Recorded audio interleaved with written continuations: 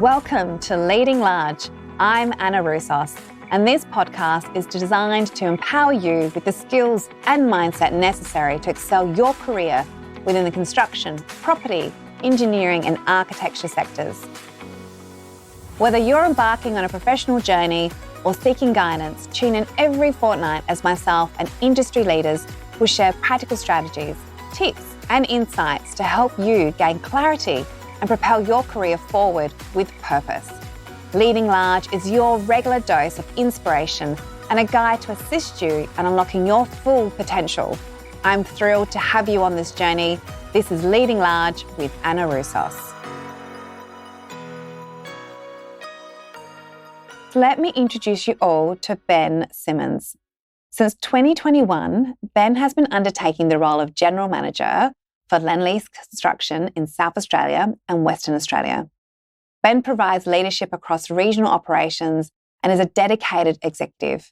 With a proven track record delivering large-scale projects, Ben has a focus on delivery and maximising returns across multiple operational disciplines, including defence, education and health. Ben's breadth of experience has earned him a reputation as a trusted leader with exceptional technical capabilities and a collaborative client relationship approach. Welcome to Leading Large, Ben. Great to be here. Thank you so much for taking the time to be with us today. We're going to be talking for about 45 minutes and we're going to unpack everything around your experience and your leadership. Okay. And this morning before I came in, I had a look at your LinkedIn profile and you've been with Lendlease for over 24 years, which is amazing. And in a leadership role, I think for, my gosh, nearly close to that as well. But before we get into that, I'd really love to understand, why did you get into construction? It's an interesting story. So I actually grew up on a farm in the country, so I've always had like tangible things. When I was at high school, I did work experience in a merchant bank and hated every second of it. And so went back to, well, maths and science and the things I was strong at. What do you do with that? Yeah. And a good friend of mine was going down a civil engineering path. So I went, well, I'll do that too.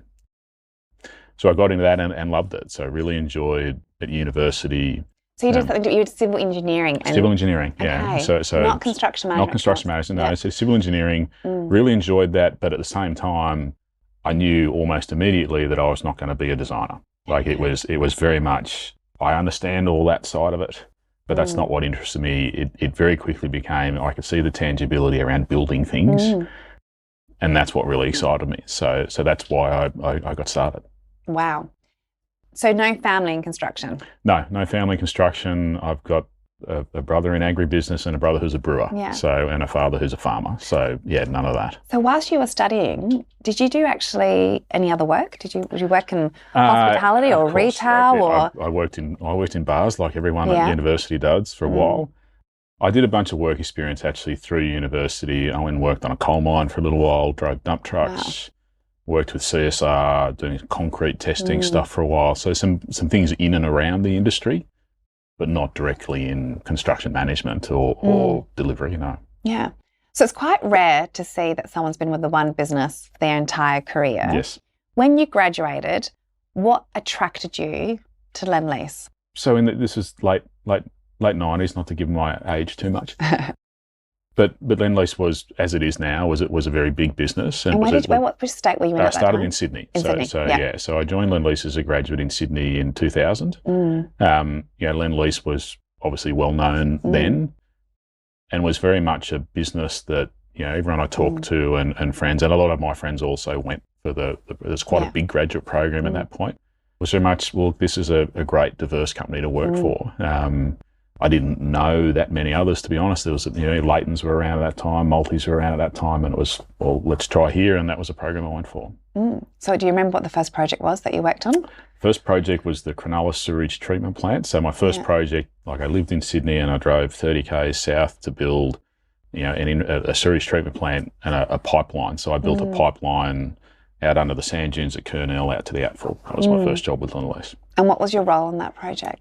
Site engineer, graduate site engineer when I started, So do you remember, because you've progressed quite quickly, and we're going to talk through that, but in your first 5 years, was there anything that you did to sort of stand out from your peers and the other graduates that were coming through the program? Look, I think I've always, and something I've always recommended to other people is that always was willing to take on whatever was thrown at me. And I got a lot thrown at me really fast. Was once you'd shown a bit of ability to take things on, people went, well, if you can do that, then you can do this. And it's actually something I've continued throughout my whole career. Is just when someone gives you an opportunity, say yes, and then hopefully you work out how to do it and you'll be successful, and then someone will give you more to do. So that was really it. And I did, from that first project, someone said, oh, we'd like you to come and do this. It didn't really feel like something I wanted to do, but I trusted as well that people asking me these things had my best interest at heart. So I'll go and do that and see what happens. Do you remember what was the biggest challenge actually coming in as a graduate? Because, you mentioned already about you'd put your hand up to take on more responsibility. We are seeing that some of the graduates coming through perhaps aren't as resilient as perhaps what they were, 10, 15, 20 years ago. Yeah. Multitasking is really difficult. How did you, what were the things that I guess you felt that you needed to work on or that you found a little bit difficult that you needed to focus on? Look, I think the biggest challenge as you took that workload on was just, prioritisation of time was always a big thing. Like there's lots of work you could do that was busy work, but was it the work that actually would then help the project and make things move forward? And what was critical? Like what did you need to do that was actually then, leveraging the rest of your team's capability to get something done as well? Because you could very easily bury yourself in what was right in front of you, but that wasn't necessarily the most important thing. So how long were you in Sydney? Because I went through and you've worked in Hawaii, Alaska, Dallas, LA, Sydney. You've mentioned just before as well that Canberra. Now you're in Adelaide. Yeah. Obviously flying into Perth regularly as well. Yeah. How long was it until you made your first adventure? So the first adventure was probably 5 years. So I did 5 years in Sydney, or probably almost 5 years in Sydney before I went to Canberra for probably 2.5 years, and then back to Sydney. So the first 10 years of my career were between Sydney and Canberra. It's probably only a 2-year stint in Canberra in the middle of that when I went down there. And so why did you go overseas? Actually... And kept moving. So, well, actually, at the end of that 10 years, I'd run a couple of major projects. I actually applied for a job in Canberra, an operations role in Canberra, because that was the one that had come up, and didn't get that job. But when that operations job came up, they went, we don't want you to go to Canberra, we'd like you to go to Hawaii, which wasn't a very difficult decision, to be honest. So that's, and then it was, as I said, it was a bit of a, we've got this opportunity, do you want to go? And it was a, sure, yes, I'll do that, and we'll work out how we do it later. So when you took the role in Hawaii, what was the title that you moved into? So an operations manager role. So then looking at that, if we just go back, so that's within 10 years, you were an operations manager. Yeah.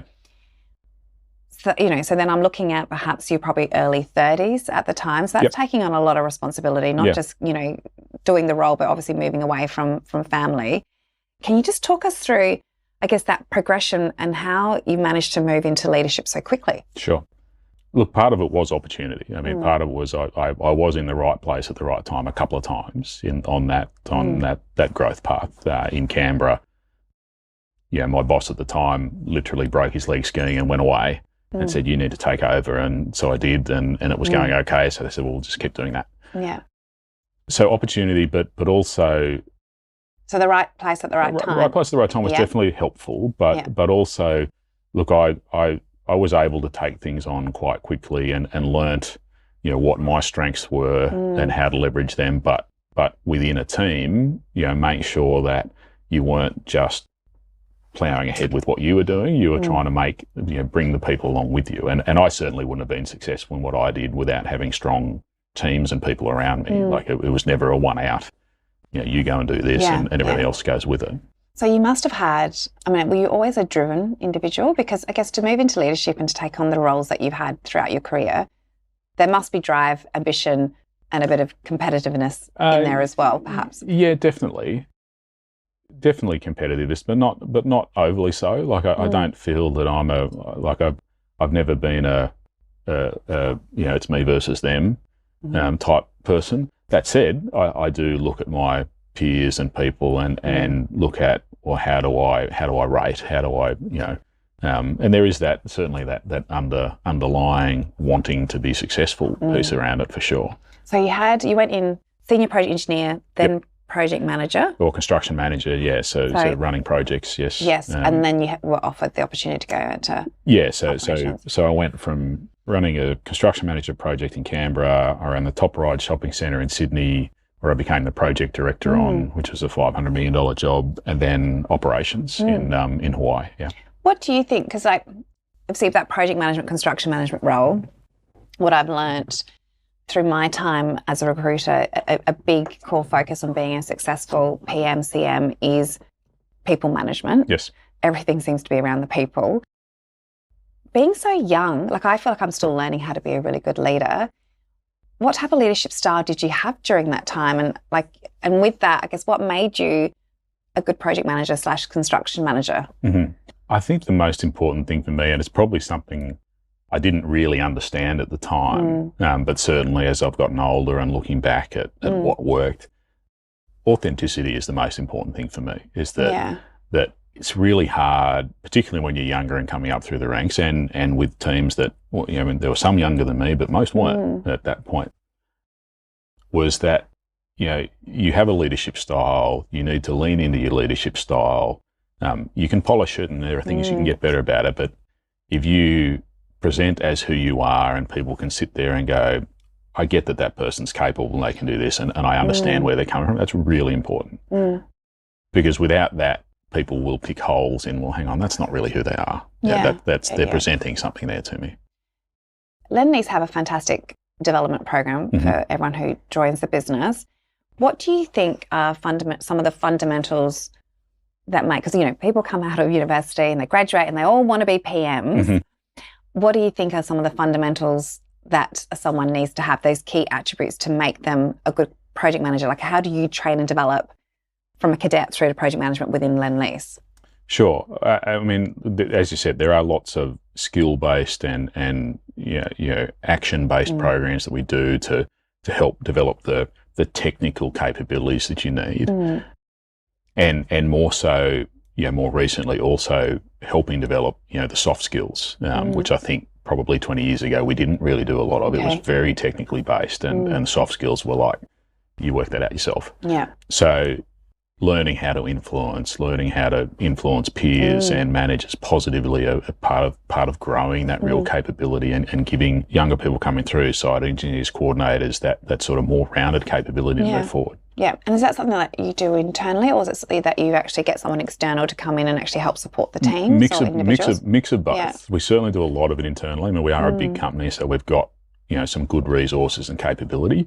We also use our own people. So we use a lot of, we run internal project management courses, which are delivered by, people that have 10, 15 years experience, coming back and telling that story of, well, how did I get through here? And so, and that's really helpful because that also, I talk about authenticity when you can see it. That's been a catch cry of the last couple of years. You can't be what you can't see. Yeah. So that's really important. But then we do leverage that. We do a lot of external training as well to help. That's fantastic. Particularly at the senior positions. Because I am hearing, when we interview a lot of people, one of the key things they're searching for is a business that does have a strong career and development path. Yeah. The other thing they really want is feedback. Yes. A lot more feedback. Through your time, did you ever have any mentors? And I know that mentors come in different forms. Yeah. And they might have evolved. Yeah. But did you have someone that you worked with or, that had, I guess, a relationship long-term that was a mentor for you? Yeah, I've always, certainly in the younger times, I naturally had mentors on projects and senior people and some fairly classic Lendlease people, honestly. Yeah. Throughout that. But mentors for me have always been someone that, I've never picked a mentor. It's always been something that's happened somewhat organically, which is great. Yeah. And there still are, there are people, I've missed him a couple of times. There's a guy in the States that I still talk to regularly who's my old boss, and bounce a few things off every now and again. And so, always have had that throughout my time. And was that something that you, I guess, sought yourself? You went to, want to have a mentor? Was that something that was, there's I guess in some businesses like a buddy system that was allocated, or was it something that you drove for yourself because of, I guess your ambition of where you wanted to head? Probably more driven myself. Yeah. I mean, we've always we do have mentor programs in the business, which can work. But I do find that a mentor relationship has to be. It can't be forced. Yeah. You can start one that way, and it can grow into something that's got that authenticity to it. But for me, it's always been more natural in, this is someone that I've looked up to, respected. They've helped me, they've given me guidance, and so we continue to work on that together. Yeah. So going back to America, where you've like I said, worked in... Been about 10 years. Hawaii, Alaska, Dallas, LA. Was anywhere else? No, that's about it. That's it? Yeah. Can you just share us a little bit about that journey? Because I think that is quite unique. And because one of the key benefits also with working with Lendlease, the opportunity is global. Why was the movement, and then what drove you back to Australia? Look, the movement, once I was there, was all about opportunities that came up. Was that having gotten into, so in Hawaii and Alaska, it was military housing. Then there was an opportunity to move into some telecom development, which was based in Dallas. So we moved there and based ourselves there for 5 years. So did you have any teams there at the time, or did you actually go in and have to start from very scratch? Different. So Hawaii, absolutely. Large team, massive projects in Hawaii that were right in the middle of operations and needed guidance through delivery. Dallas was very different. Dallas was a startup. Like I literally went in there with me and one other guy, and we built a team from nothing to sort of 15 or 20, and then we did an acquisition. Almost like running a small business. Absolutely. And then LA was very different again. So LA was was sort of getting parachuted into a really quite troubled business unit that needed a bit of a clean out and a bit of a course correct. So very different experiences in all of those places. Wow. So did you have family at that time? Yes. You did? Yeah. So children or? Well, we moved to Hawaii. So met my wife in Canberra, actually, best thing that ever came out of Canberra. And then we had a young child when we moved to Hawaii. So had a 6-month-old when we moved to Hawaii. We had my son was born in Hawaii. So Do they surf? No, they do not. They take after my swimming abilities, which is sinking like a rock. And then moved with them, to Dallas, to LA, and then back to Adelaide. We did a year in Sydney on the way as we left LA back to Sydney and then to here. Wow. So you've got, did you say 2 children? 2 children, yeah. 2 children. Yep. And then you've decided to come back. You went straight from there to Adelaide, is that right? No, so I actually moved. So I moved from LA just before COVID hit at the end of 2019. I had a year in Sydney. I worked on the Crown project in Sydney and helped finish that off. And then the opportunity came here to Adelaide, sort of start at 21. Yeah. So why Adelaide? It was an opportunity to say yes to, firstly. Literally, it was, we have a GM role down there, the business, and I'd been a general manager for a few years in the States before that. Because you've been here now since 2021, so 2021, so just over 3 years. Well, we're actually in the middle of COVID. Yep. Yes, it came right in the middle of COVID. Yeah. So it was opportunity as much as anything. That the opportunity came up to run the business here. And interestingly enough, my wife, as we've moved around a lot, invariably one of the places that she wanted to be in eventually was in the Barossa Valley. So when I said Adelaide, she went, "Yep, let's go." Yeah. Right, we were in lockdown in Sydney, it was just let's get out of here. But opportunity-wise and business-wise, it was also looking at a business that had a lot of potential that was really exciting to me. Now that you're in Adelaide, and I think looking at your experience, because everywhere that you've travelled and the variety of projects you've worked on, what we find is that a lot of graduates who graduate here in South Australia feel that for them to really establish themselves in their career, they need to move interstate because, Melbourne, Sydney, apparently the project's a bit more sexy over there. What's your feedback now that you've sort of you've done that, you've come here, we're moving into the next few years in South Australia, I feel as, there's so much opportunity within the world of construction. Yeah. Do you think is it different in SA compared to Melbourne, Sydney? Do you think they should go interstate? What's your opinion on that? No, I definitely don't think you need to move. Yeah. Right. But what I do feel you need to do is make sure you're getting diversity of opportunity. What does that mean? Well, also different types of projects, different types of roles, work hard on expanding your skill set horizontally to then drive moving vertically, if that makes sense. So you're being able to do different things versus worrying about necessarily going going to the next higher role is I think more important. Yeah. The challenge then is that traditionally you have moved generally. There hasn't been work here to do. If there's only been one type of work here to do, then you sort of have had to move around. And I've had the benefit of moving to the States and for different things. Yeah. But you can look at the type of opportunities and hopefully work for a business that gives you that variety of opportunity, horizontally. And we work internally very hard at, here we do lots of defence. Lots of health, and we're working really hard on making sure you don't get, if you're a younger engineer, that you don't get stuck at Edinburgh, for instance, for 5 years, because that can be limiting to your capabilities.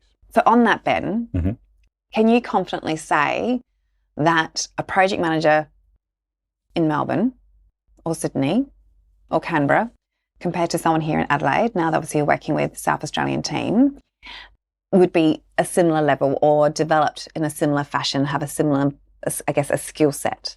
Absolutely. It's, and I'm quite vocal, certainly internally in my business, talking about the great capabilities of certainly my team here in Adelaide, about how good they are at their jobs. That probably they haven't advertised as well as they could have internally, right? It's a bit of a nature of that. But there's no skill gap between, working on construction projects here in Adelaide to the East Coast. There's a little bit of a East Coast bias in their own minds, but I don't see it in capability, no. I was quite excited when I saw the budget be released, I think it was yesterday, where I did see there was actually finally some money has been put aside to look at different marketing campaigns to attract more people to South Australia, which is great. What have been some of the key benefits that you've seen about moving to Adelaide? Oh, look, the lifestyle here is, we love it. I mean, my wife and I are both originally from the country. Yeah. So, and having lived in LA and lived in Sydney, there is an element there for us of, this is a city, but it's close to lots of the, to the quieter, the country and the stuff that we also love. So it gives us that mix of both. Look, I really think that Adelaide has done itself a disservice over time in not really emphasising what's great about it. That's right, and it's like I've said that internally. I've just said, guys, you're missing out. You are, there's great work here. There's great growth here. Like the 10-year view, and we talk to tradies and subcontractors. And guys, it's not, you're not coming here for a project at the moment. There's a 15-year horizon. You're coming here for life. And you should, because you're 20 minutes from everything, and that's great. We're seeing that, look, if I look at the last 6 months, we haven't had as much talent come from interstate as what I had hoped. But what's been really good to see, we are getting a lot more inquiries from people from Ireland, South Africa, Brazil, England, and in some ways, because of how the visa is, placed at the moment, they have to come to Adelaide, which is great. But we've actually helped then transition into workplaces here in SA, and they've been doing an amazing job. So it's good to have more people coming to SA. I want to just go back, if you're a graduate, Ben, because obviously you've always worked for one company, which, like I said, is amazing. We don't see that very often anymore. You've always worked for a tier one and a global business. What do you see as some of the benefits of going into a tier one versus perhaps a tier three or a tier two? Because I don't feel that always everyone is very much suited to going into the tier one, but they do come out of uni thinking that tier one is best. Yes. And if we look at the South Australian market, majority of the contractors here in SA are within that tier two, tier three, even tier four space. Yeah. Look, I think, and this is really my view that I've learned over time, having not experienced it myself. But look, you can. You might be getting hate mail. Oh, a little bit, yeah. But look, I think certainly in the tier two and tier three market, the basics of your role, they're not different, but your focus on those is more important, because you just won't have the same number of people and the same. You'll have a bit less oversight, really, and so you need to grow those basic skills really quickly. And that look, some of the best people we have come through those ranks, and so and you can tell, because their detail, their understanding of how things are actually going to go together, in trade side is great, and that's incredibly helpful. On the flip side, in the tier one, you can get consumed by process and paperwork without really understanding what you're putting together.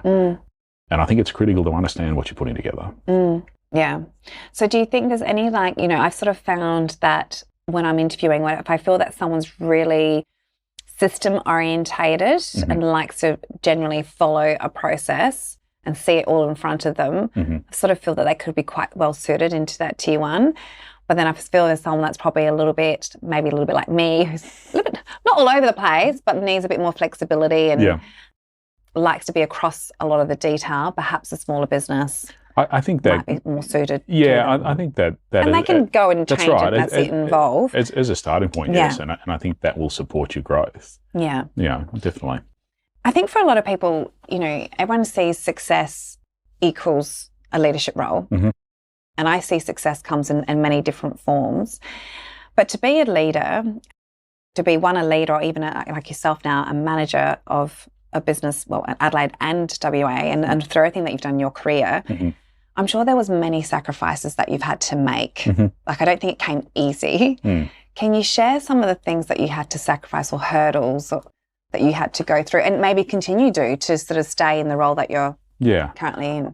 Look, there's no two ways around it. There's a point where you get to in project leadership or general management that, and this is very topical, right? Like, I mean, I don't know if I've ever done a 40-hour week. Like some weeks have been less, don't get me wrong, but you are, because you're a leader, you do have to respond, and it's not about forcing people to do more hours. That's not what I'm getting at, but you need to be available more. And so you do sacrifice some of your time. And when I work across time zones, I start early and sometimes you finish late and you travel. Right? And so you do give up personal time, definitely. And you've got to find the right balance between then when you're taking your personal time and more non-conventionally than perhaps, it's not a 9-to-5 job, it never has been. So that can be a bit of a sacrifice. But a piece of that as well for me, the positive piece of that is that being a leader and helping people, learn and improve sort of ways, it doesn't outweigh it necessarily, but it certainly provides the counterbalance. It fills up your tank. Yeah, that's right. And onto that, what I'm finding, especially in the last sort of 10 years, there is a lot more burnout than what I've ever seen. And not just burnout, but I feel that construction can be stressful and a lot of pressure, but I'm having a lot of young ladies and males coming in and just feeling very lost and not knowing, they've lost the love for what they're doing. I'm a big believer in wellness and, don't get me wrong, I don't work 40 hours either, but I do structure my weeks to ensure that I fit in my exercise or things that outside of work that make me really happy. Throughout your journey, what are some of the things, or what even now, what are you doing to make sure that, you are fit, healthy, mentally in the right spot to lead your team? It's something that I've certainly, there's probably quite a big period of the middle part of my career that I didn't focus on that at all. Frankly, it was just, I was young enough, it was fine. It's when the kids were growing up, isn't it? Bath time well, that's right. But I've always at my hardest times in the business at various points, it's always being able to center myself on family and just being able to go, that doesn't matter. This matters. And that's always been a good reset for me.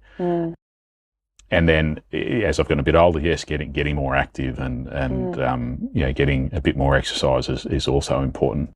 But it is, and it's a hard one because I see it in some of our very good up and coming talent that feel that, that they do sometimes feel like they've got to just keep going and grinding away. And it is about finding the balance between knowing when you need to step away and have a break, while also still developing your resilience to know that you're going to have to deal with this at some point too. It's almost like they're driven a little bit. I interviewed a few that have come to me just from the industry, and one was a young gentleman and a young lady, but he was mentioning that he's had to give up his football because he can't make football training because he's still out on site at 5:30, 6 o'clock, so he can't play the games on the weekend. And I said to him, well, he's got to have an open chat with his manager because realistically, he's in his late 20s. He's going to be in this for another 30, 40 years. And before you know it, you can't run like you used to. Yeah, that's right. Your knees are buggered. But they're just, some of them don't have enough confidence to actually go and speak to their leader. Yeah. Because they're worried that then they won't be, I guess, recognised or be given that next opportunity. Yeah. How do we stop that? What's Lendlease doing to try and encourage? Because people are working hard. They're going to work hard regardless, but to make sure that they balance it right. Yeah. And it is, there's been a huge drive on flexibility, certainly in the last few years. But that's a great example of the type of thing that, flexibility, everything says, oh, well, that's work from home. Well, no, it's not. It's about trying, each individual has things like that, whether it's picking their kids up from school, whether it's, that they need to spend this time or they want to be, as you say, involved in their social football or more competitive. But that's the challenge for managers in trying to find, well, what is that piece that really matters? And it's not a free-for-all because, this is still a commercial endeavour, right? It can't be everything. Yeah. But it is about finding, well, what makes that person tick and how do we make that work? And is that a 3 o'clock finish on certain days and you trade that off with an early start somewhere else? There's always a balance to find. And for people coming up, and I try and stress this with our people now, is guys, you've just got to be open and honest about that conversation about what matters to you so that we can help, guide you through that and make it work for both parties. Yeah. I know that Lendlease, look, obviously I haven't recruited for Lendlease interstate, but here locally there's great stability, great staff retention. What sets Lendlease apart from, I guess, some of the other builders? And obviously there must be something special because you've been with them for so long. Yeah. Well, it has been, while I've been with them a long time, I feel like I've had sort of 2 or 3 careers within Lendlease, having moved overseas and back again. It has always been for me about, the breadth and the type of opportunity that you can get when you work for someone like Lendlease, the ability and the different type of projects and the different type of things you can do. Look, culturally, I feel we're a very strong business. We evolve and change and sometimes that ebbs and flows for sure. But at the core of what we do, we are about our people. We are about trying to create better things for not just our people, but for the environment and the places we live and work in. And I think at that core, that's why most people, that understand that go, well, that's why I want to be there. It's a bit of an intangible, frankly. It's really hard to measure and put your finger on, but that's the key bit for me. Yeah, and I know that, Lendlease have massive support of diversity and inclusion across the business, which I think is really important for our industry, especially now that we've got such a talent shortage as well. Actually it started, Women's and Children's Hospital. Yes, has started some time ago, but officially started like a month ago. Yeah. Which is, massive and very exciting. Yeah. And there's going to be, I think, a lot of keen individuals to come and work, not only on Lendlease, but work on this amazing, iconic project. What are some of the key things that yourself or Lendlease look for when they're interviewing an applicant?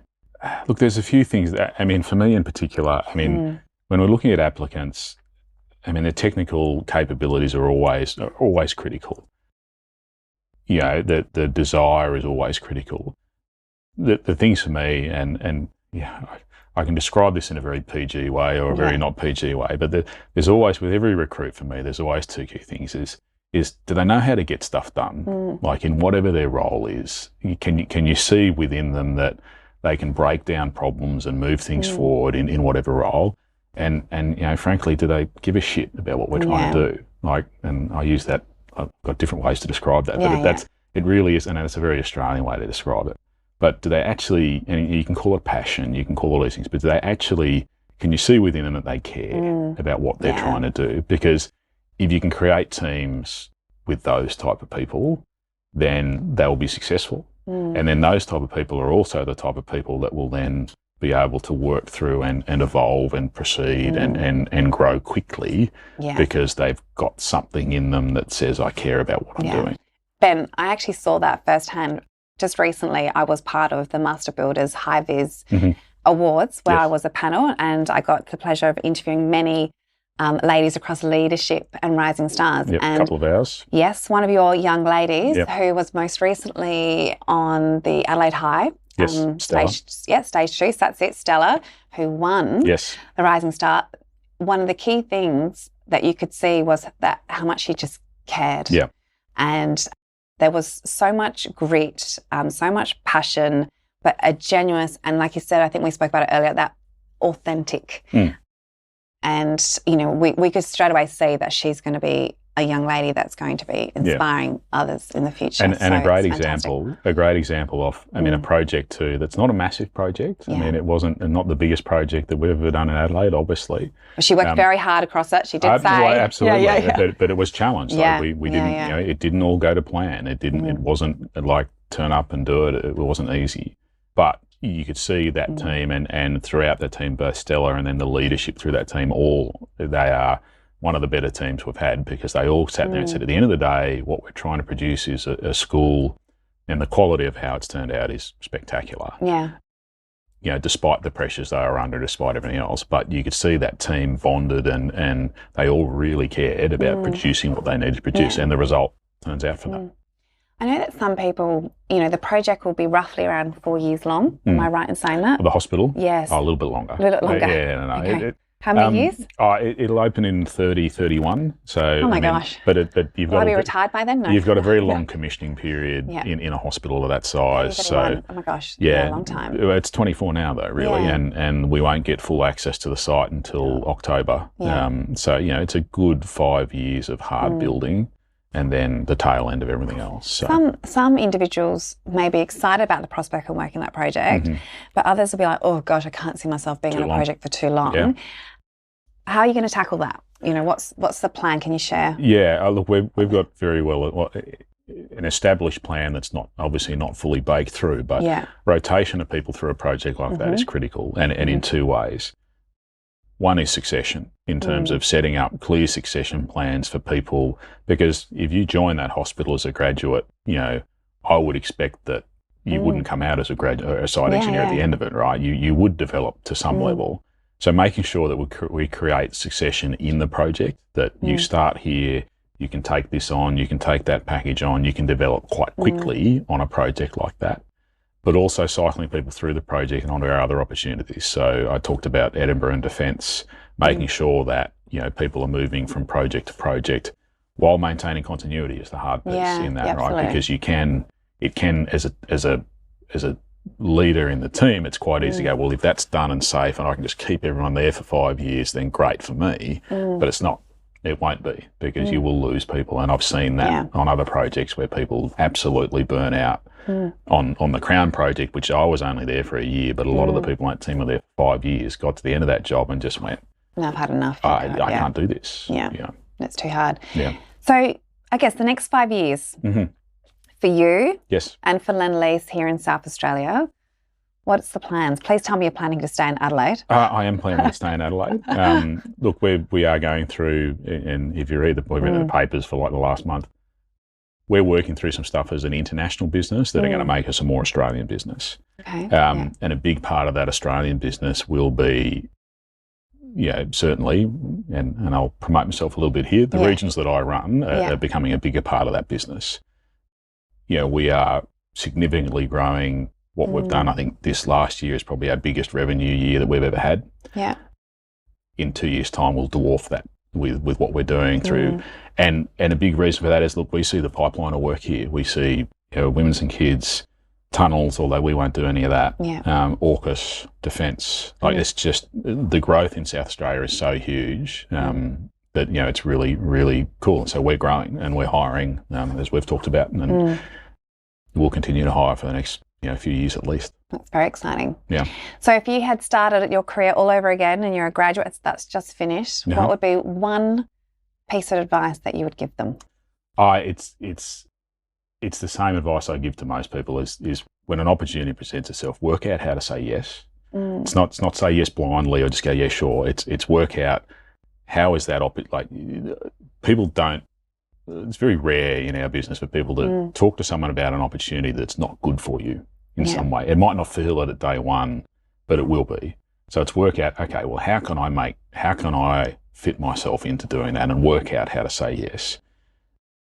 Because them coming out of their comfort zone. Yeah, absolutely. It's oh crap, I can't. Well, no, work out how to say yes. What do you need? What support do you need from the business to help you say yes to that? Because the business will give it to you generally because they want you to succeed. Right? They don't want you to fail. So That's it's work out how to actually say a really yes. good point, actually, because I think people will say no, not thinking about, well, hang on a second, they can actually have some support. Yeah, or that's some right. training and development Absolutely. to actually take that on. Like people aren't, we're not, it's not in our interest to throw someone to the lions, right? It's, we want you to do it. We think you can do it.